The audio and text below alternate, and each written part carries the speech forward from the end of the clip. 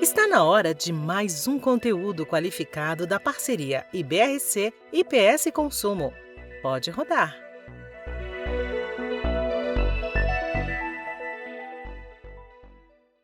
Olá a todos, sou Ângela Crespo, sou jornalista e fui convidada pelo IBRC e pelo IPS Consumo para bater um papo com dois grandes profissionais que entendem muito de consumidor, de atendimento ao consumidor e de legislação de consumo. Eu estou falando com Marcelo Sodré e com Lorena Tavares. E a gente vai falar um pouquinho sobre a pesquisa Movimenta Saque, realizada em conjunto pelo IBRC e pelo IPS Consumo. Aliás, a Movimenta Saque já pode ser considerada uma das mais completas pesquisas sobre atendimento ao consumidor no Brasil. Foram entrevistados 7.906 consumidores em todo o país, além de 302 executivos do mercado. Mas vamos deixar para os debatedores falar, comentar sobre esses detalhes da pesquisa. E a gente começa aqui falando com a Lorena. Oi, Lorena, como você Ei, está? Ângela, Você é muito grande te rever. também eu fiquei muito feliz de ter essa oportunidade da gente bater um papo, com essa coisa da pandemia tá tão limitado, né? O Sodré eu tenho visto bastante, a gente tem se falado, né, Sodré, por conta da pesquisa e toda essa discussão no entorno dos temas do que está acontecendo. A discussão do saque é um deles, mas fazem parte de um pacote maior, né? E, enfim, então, muito satisfeita de estar com vocês dois aqui agora. Obrigada, Lorena, mas eu queria que você se apresentasse. Dá um pouquinho, um pequeno currículo seu aí Tá para que bom. as pessoas saibam quem é a Lorena. Tá bom, meu nome é Lorena, né? Sou capixaba, enfim, atuei na defesa do consumidor a maior parte da minha carreira, né? Enfim, eu comecei a minha carreira num órgão de defesa do consumidor, o Procon, passei mais de uma década lá. Enfim, e acabei dentro mesmo do Procon dirigindo a minha carreira. Sou advogada por formação, mas direcionando o meu olhar, o meu interesse mais por projetos, né, e a construção de políticas também relacionadas para o tema do consumidor, de uma forma geral. Então, fui diretora do DPDC, participei enquanto Ministério da Justiça da coordenação do projeto consumidor.gov, sem dúvida nenhuma, talvez umas entregas mais relevantes que eu participei na minha vida. Enfim, desde 2017, eu atuo na iniciativa privada, trabalhei, enfim, como executiva e hoje trabalho como consultora para o tema de centralidade no cliente. Então, continuo participando dos debates, enfim, construindo, ou quando é possível, colaborar para a construção das políticas públicas, né? Enfim, trazendo um pouco mais esse olhar, olhando para a dimensão das nossas ferramentas, as nossas plataformas, os processos e os desenhos que são utilizados quando a gente está falando de solucionar problemas de conflitos ou problemas de consumo, seja dentro das empresas, seja em âmbito das políticas públicas, dos PROCONs, enfim, do consumidor.gov. É isso. Maravilha. E aqui também então, temos o Marcelo Sodré. Oi, Marcelo, bom também te rever, faz tempo, a pandemia está afastando a gente, né, pessoalmente, né? Igualmente, um enorme prazer estar aqui, Angela. Acho que a última vez que nos encontramos, se a minha memória está boa, foi naquele evento da autorregulamentação da FEBRABAN. Acho que É mesmo, acho que sim, fomos acho lá, que sim. né? Uhum. Eu tenho conversado um pouco mais, né, por conta da pesquisa, né? Então, eu vou me apresentar, né? Eu sou Marcelo Sodré, eu tenho formação em Direito e em Filosofia, né? Eu fui procurador de Estado de São Paulo durante 34 anos, me aposentei na atividade de procurador do Estado, né?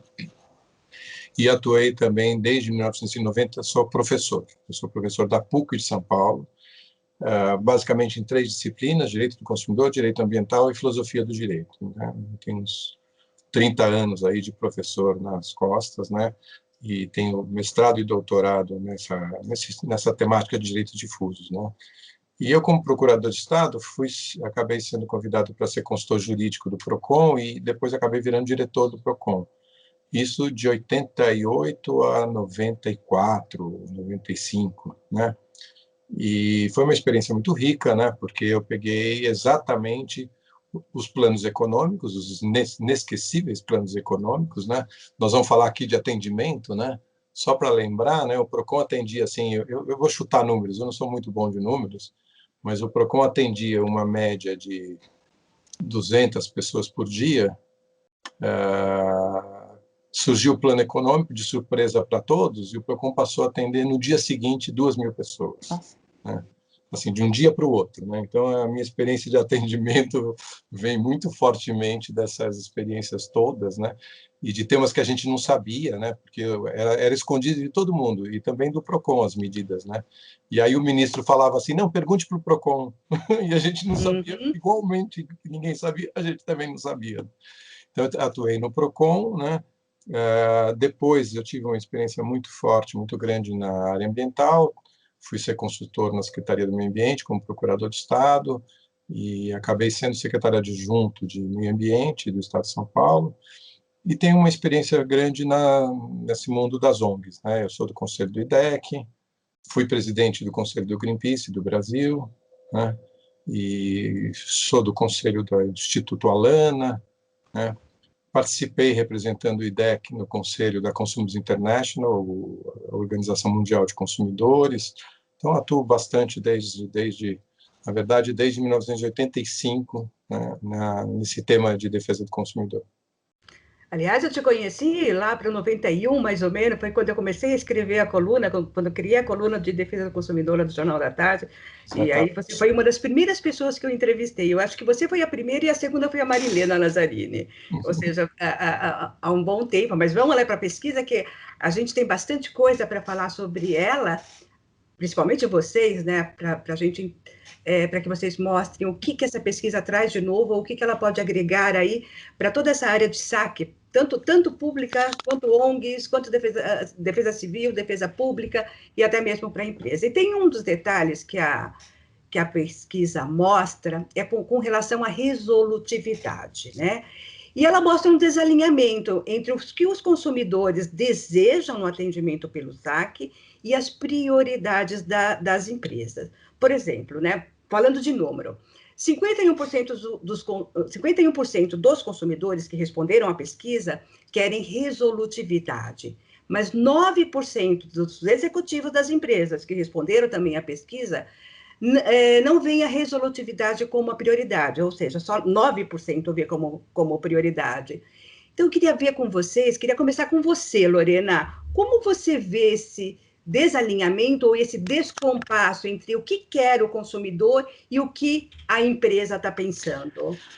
Ângela, você sabe que é bem legal a gente ter a oportunidade de fazer a apresentação, como você propôs no começo, porque dá um pouco da visão da onde vem o olhar, ou de onde eu enxergo, tá? O que eu estou enxergando. Então, a minha percepção sobre esse ponto guarda relação com a vivência que eu tive exatamente na construção de soluções quando a gente fala de uma política de relacionamento com o cliente, e aí dentro das empresas propriamente dito. Isso também foi muito importante lá no consumidor.gov, tá? Sobre esse aspecto da resolutividade. Ou sobre os aspectos, não é nem da resolutividade, mas, por exemplo, que guardam relação com eventuais divergências entre o que o cliente acha importante e o que a empresa acha importante. Esse ponto especificamente, Ângela, eu acredito que guarda relação com o fato de que o que é ser resolutivo tem uma diferença entre o que o consumidor está entendendo que sim, resolve o meu problema, e o que as empresas tratam como solução de problemas, tá? Então, o que acontece? Hoje, aí por N motivos, que eu acho que a gente vai conseguir explorar mais aqui na pesquisa, os atendimentos, aí vamos falar das grandes empresas principalmente, dos serviços regulados, né? Eles são extremamente procedimentalizados, tá? Então, você fala de um call center hoje, são tantos indicadores que você tem que controlar lá dentro, e uma série de coisas que não necessariamente são qualitativos, tá? Não necessariamente eles dão uma dimensão do tipo, esse atendimento foi bom ou não. E esse é um outro aspecto que a gente vê em relação ao que eles monitoram, né? Então, o que passa a ser quando você vai, em várias experiências que a gente já viveu, quando você vai puxar um relatório para entender o que alguém está tratando como resolvido, é uma ocorrência finalizada, por exemplo. A Ângela tem um problema, quem quer que tenha que dar uma resposta para a Ângela imputou isso no sistema, apertou um send e pronto. Ou seja, naquela leitura, então, eu estou com demandas atrasadas? Não estou, até que eu estou recebendo, tratando e respondendo. Entretanto, quem sente a dor do outro lado é o cliente. E esse sujeito está dizendo, sim, mas isso não é o ponto, não é o que eu falei. Não, eu quero reagir a essa resposta, que é outra coisa natural nas nossas conversas, na comunicação, a gente tem isso, alguém te dá uma informação e você tem direito a voltar a essa informação e dizer, peraí, mas este ponto aqui não foi bem assim. É tirado isso do cliente quando a gente está falando dessas estruturas extremamente procedimentalizadas. Então, essencialmente, eu acho que o ponto é esse. É uma diferença de visão do que é ser resolutivo para o cliente, que é, cara, eu recebi a tratativa, pode até não ter sido aquilo que ele pediu, mas fez sentido na cabeça dele, ele entendeu, aquela informação assentou para ele. Isso é ser resolutivo para o cliente. Em alguma medida, eu acho que dentro das empresas o que acontece, a visão de resolutivo ou não, é a quantidade de demanda que você tem tratada e encerrada, e dado isso como resolução. Tá? Eu tiro tanto pela minha vivência, de uma forma geral, até mesmo dentro atuando com as empresas em âmbito das políticas públicas, também na experiência na iniciativa privada, mas quando a gente olha aquele indicador lá de quais são os KPIs que você monitora, quais são os indicadores que você monitora. Quando a gente vê aquela informação do First Call Resolution ali tão pouco monitorado, eu acho que isso traz esse aspecto também. Mas aí, então, da forma com que você coloca, então isso cria uma insatisfação no consumidor, já mostra... Total. Por quê? Porque possivelmente aquela demanda está sendo considerada, tratada e encerrada, e na prática o sentimento que eu tenho é que não, e eu reajo, e aí eu vou carregando a minha demanda para outras estruturas. Pode ser o mídias sociais, pode ser o Reclame Aqui, pode ser o consumidor.gov, pode ser a justiça. Né? Tá. E você, Marcelo, como que você vê esse desalinhamento entre o que pensa o consumidor ou o que quer o consumidor e o que pensa a empresa? Olha, em linhas gerais, eu concordo bastante com a Lorena, né? Eu vou começar contando um caso que eu vivi esses dias, né? Eu comprei um pequeno equipamento por intermédio de uma das operadoras, né? Para melhorar o Wi-Fi da minha casa. E na minha compra dizia assim, que a hora que o equipamento chegasse, eu tinha 30 dias para instalar o equipamento, para chamar eles para fazer a instalação. Bem, o que aconteceu? Auge total da pandemia, consenso na minha casa, ninguém entra aqui. Bem, e os meus 30 dias correndo. Entrei no sistema do saque, né? E comecei a conversar com um robô, né? Que era o que eu tinha para conversar. E eu falava, meu problema comprei um equipamento, tal, e o robô me respondia, não estou entendendo o que o senhor está falando. É óbvio que ele não está entendendo. Lógico. É lógico que ele não está entendendo uma situação inusitada, né? Então, acho que é um pouco isso que a gente está falando. Possivelmente, naquele registro, para a empresa, eu fiz uma pergunta, eles me deram uma resposta. Né? Me deram uma resposta em termos de... Né? E aí, no final, analise aqui, avalie o atendimento. Né? Eu pus horrível. Né? E eu não sou uma pessoa chata, né? Eu não sou. Né? Ó, eu falei para vocês, 35 anos de consumidor. Sabe quantas vezes eu entrei com uma ação judicial na minha vida? Nenhuma. Nunca entrei com uma ação pessoal minha. Nunca na minha vida eu entrei com uma ação pessoal. Eu não sou uma pessoa intransigente. Agora, então, eu acho que tem isso. Mas também acho que tem um pouco mais que isso no seguinte sentido. Né? Quando eu olho a pesquisa, eu vejo lá, são desafios. Né? E a resolutividade está com 9%. Eu acho que ele tem razão. Mas quando eu olho lá, digitabilidade, agilidade... Na verdade, eu acho que aqui dentro também, uma empresa que se coloca digitabilidade, acredito eu, a Lorena sabe melhor do que eu, né, esse tema, mas acredito eu que quando eles estão pensando nesses instrumentos, é para conseguir, no final, a resolutividade. Não é o instrumento por si mesmo, né? Então, eu até acredito que as empresas, no geral, elas têm uma preocupação com essa resolutividade. Talvez elas não estejam no caminho certo de conseguir isso, né? Talvez falte refletir um pouco sobre esses temas, porque, vamos lá, digitabilidade, 18%, agilidade, 15%, e resolutividade, 9%. Isso é meio que um pacote, isso, né? Pelo menos assim a leitura que eu faço é isso, né? Não acredito que só 9% das empresas querem resolver o problema. Eu acho que elas querem mais. Mas a própria resposta, para mim, mostra como é tudo um pouco perdido, é tudo um pouco nebuloso. Apesar das empresas, acredito que querem resolver, no geral, os problemas. Eu não acredito. Para elas é muito ruim também não resolver os Com problemas. certeza. Né? Sodré, você fez uma ponderação agora que eu concordo absolutamente. Assim, eu acredito que são, olhando sobre perspectivas diferentes, mas uma coisa para mim é claro, tá? Essa é uma dor que bate também nas empresas. E acho que essa história de priorizar a digitalização, quando a gente vai lá nos pontos, os desafios deles, guarda relação por acreditar que a digitalização guarda relação com esse aumento de resolutividade. Mas uma coisa que é importante para a gente, né, que eu acho que é um outro indicador da pesquisa que é interessante, é assim, ó, tanto que esse caminho não é exatamente o perfeito para isso, que os mais insatisfeitos são os mais jovens. Ou seja, teoricamente, o público mais digital de todos são os mais insatisfeitos. Não acredito que eles estão insatisfeitos porque eles estão achando que é pouco digital ou porque exclusivamente é digital. Mas é porque os atendimentos em si, o digital, proporcionam um pouco desse sentimento que o Marcelo falou muito bem, que é, eu estou falando com um robô, ele não está me entendendo, e isso não está levando ninguém a lugar nenhum. Então, só que o problema, e isso é fato, e isso acontecia desde a época do Procon, inclusive, era uma discussão importante com as empresas, que é assim, ó, quando você tem um universo, um volume de demandas com as quais você tem que tratar, tende-se a relativizar o transbordo ou aquilo que teoricamente não deu certo em relação ao todo que deu certo, né?